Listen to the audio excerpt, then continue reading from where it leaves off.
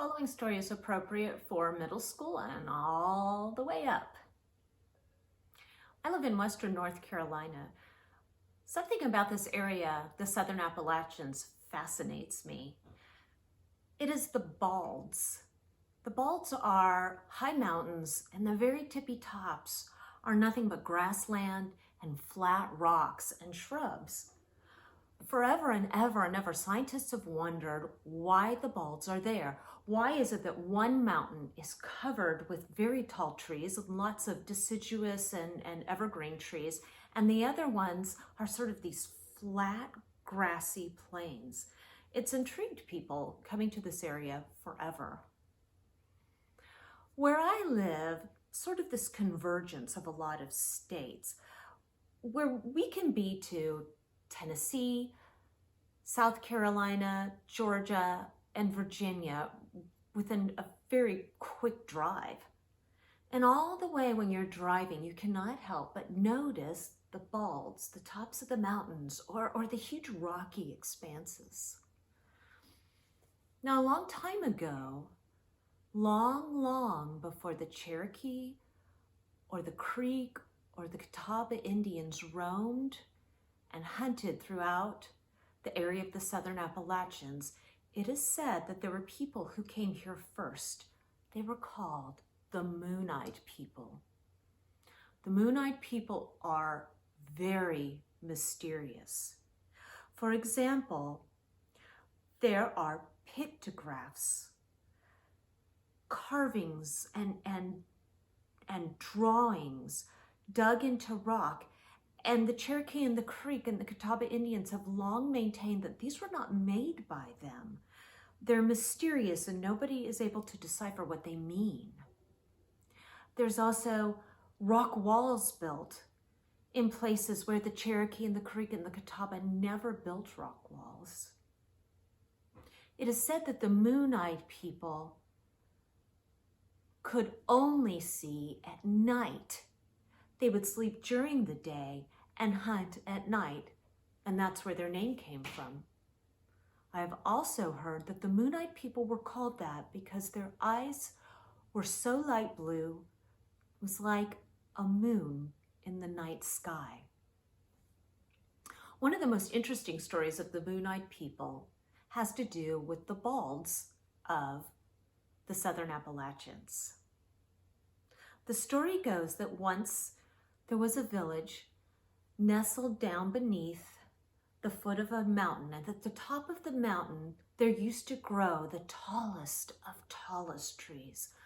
Whether they were the ancient chestnuts now long gone, some sort of conifer, some sort of pine that no longer exists, no one knows. But these huge trees used to grow at the top of mountains. One day, a young girl was walking during the day with a torch. She had the torch, you see, because she was one of the Moon-Eyed people. She could not see during the day, only at night. And it was rare for anyone in her village to be out during the day. But you see, she had the very important job of lighting all of the campfires so that when everyone awoke, they could start eating. As she was walking from campfire to campfire, huge, great wings could be heard flapping in the distance, as if like thunder. She had never heard anything like this before. Most certainly no eagle ever had such wings. To her terror, an enormous shadow was cast over her, and when she looked up, she could see talons swooping down to grab her, and the talons could have easily carried her off. But it just so happens that during the day, she had fire. She did the only thing she could think of. She swung the torch and burned one of the talons of this great bird. It screamed in agony and flew away. And she watched and she realized it was going to the top of the mountain.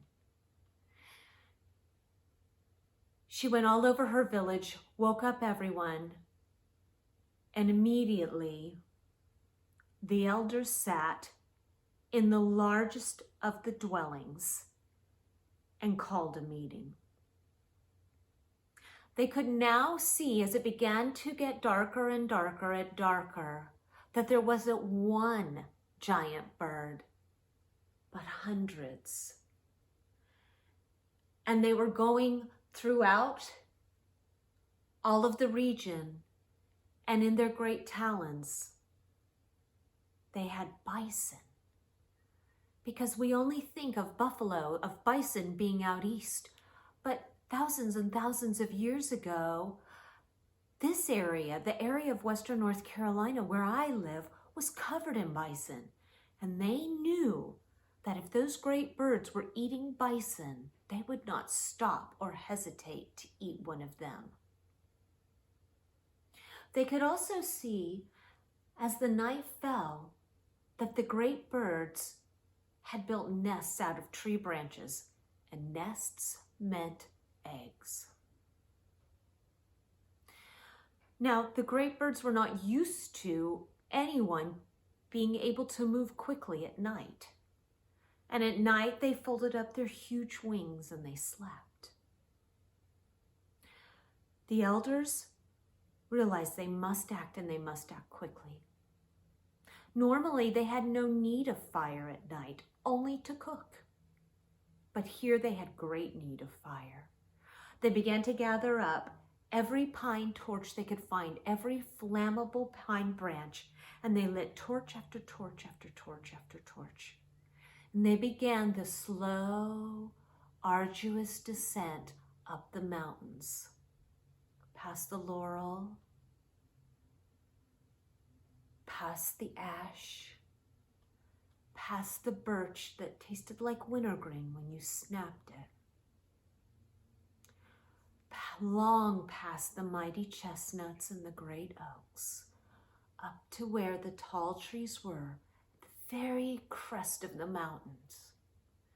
And it was here that the bravest of them dared to climb the trees.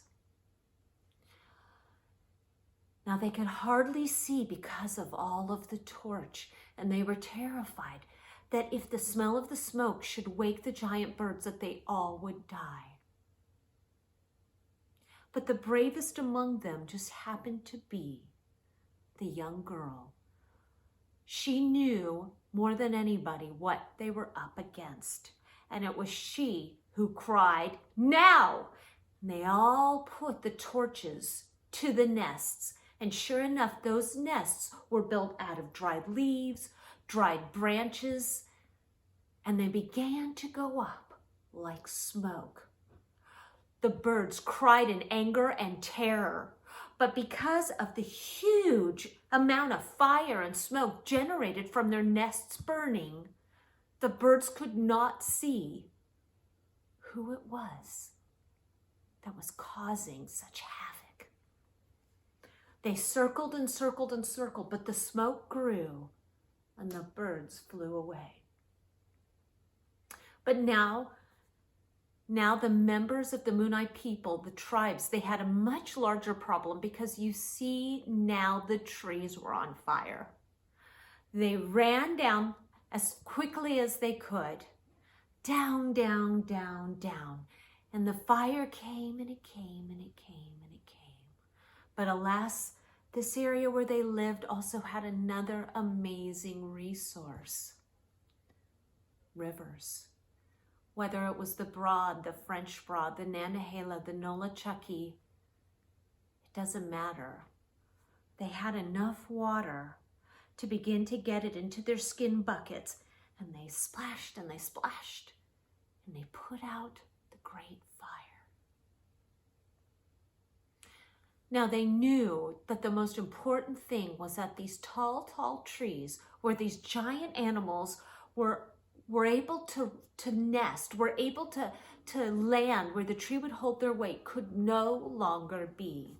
And so the Moonite people set across a huge campaign to eradicate the trees on the tops of the mountains. and then to use the water from all of the rivers to put the fire out, and to make sure no seedling could ever take root, could ever grow again.